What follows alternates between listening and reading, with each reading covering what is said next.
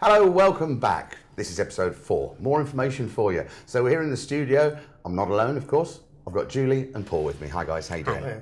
Okay. So Julie, we asked for emails. I believe you've had quite a few. We have had quite a few, yes. Right, let's get started. Right. What are we starting with this week? The first one I wanted to do, it was in the spam, so it could be a few weeks old.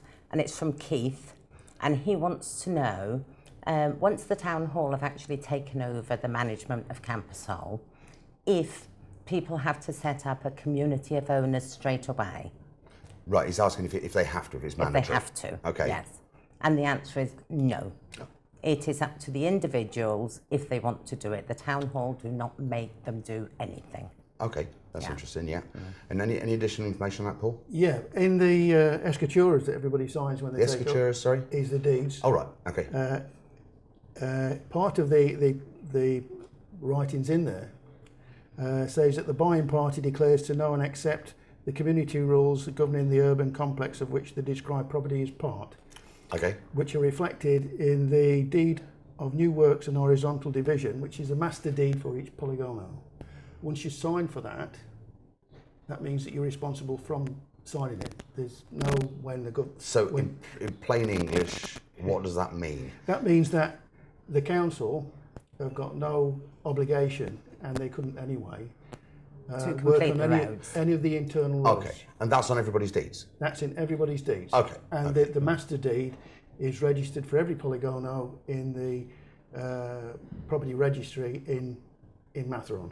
Okay, yeah. In normal circumstances, all the roads would be finished and everything would have been done properly. Right. So when you sign and take over, everything's done. So you're taking over a finished urbanisation. But obviously, Campusole isn't a normal. Because it wasn't finished in the first place? No. Okay, all right. Anything else on that particular point? That's about it, really. I mean, Yeah. the council wouldn't be able to do any work on private roads because they'd be immediately picked up for misappropriation of public funds because they're private areas. Right, okay. Yeah, that makes sense. So, what's next? Right. Fiona and Andy. Will the council replace the fading road marks and signs? Okay, Now, the answer is yes, they will, once the tarmacking has been done. But I'm talking about Avenue de los Cavachos, so the main road. right. Once the tarmacking's been done, then the road markings will There's be no done. point No, painting no. and then tarmacking over it. No, no. Okay, fair enough. On the other roads that actually are finished, we have asked the question, and it has been put out to tender, which Paul can explain, and we will have a proper answer soon. About 2 months ago, it was passed by the council's governing board that they will put out to tender to redraw and repost all the vertical and horizontal signage. They've already done Matheron Town and the port, and this contract will be for all the other outlying areas, and we have actually confirmed that Campusole is part of that. Okay, so it is going to happen? It's going to happen. Obviously, you know, they can do the vertical signage because that's already there. Yeah. But the horizontal signage on roads that aren't finished, it's pointless doing it because it's going to be tarmacked over Yeah. at some point. Okay, Yeah. that's that question answered. That's that one. Yeah. Then Jill asked if we can shed any light on why people on private roads are receiving the letters from the town hall. Okay, why is that? Because they're still part of the community. They're still part of the urbanisation. Although they live on a private road, they still use the public roads. They have to get to their houses from the public roads. So it's still relevant to them? It is still relevant to them. Okay. And they also have a say on what happens on Campusole course. because they're part of Campusole. Okay, And at Yeah.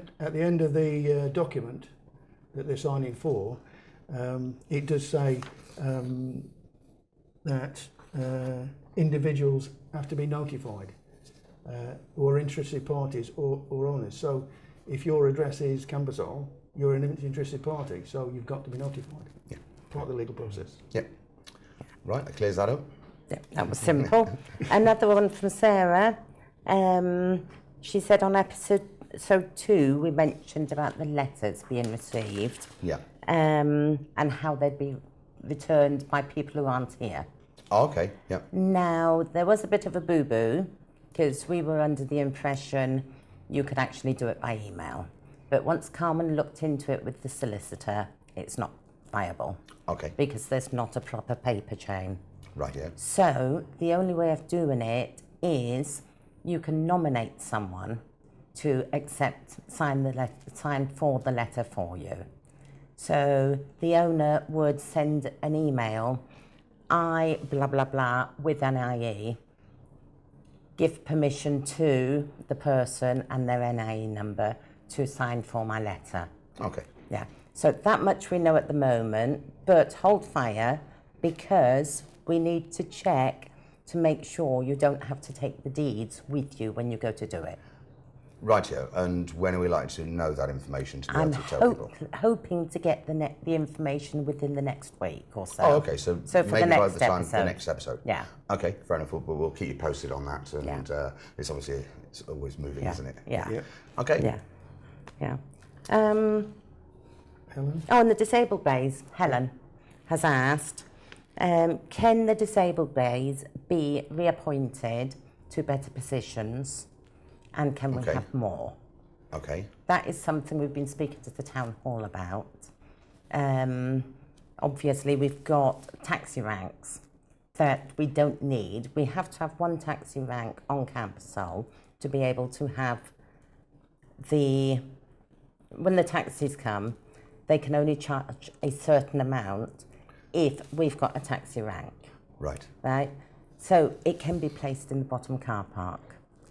So we Okay. can get away with all the taxi ranks and maybe have more disabled bays Okay. and put them in more appropriate places. Right. So Yeah, we're just but waiting to hear on that. We're waiting to hear on that. Okay. Also, we're waiting to hear on lowering the curb going into the back car park behind the commercial.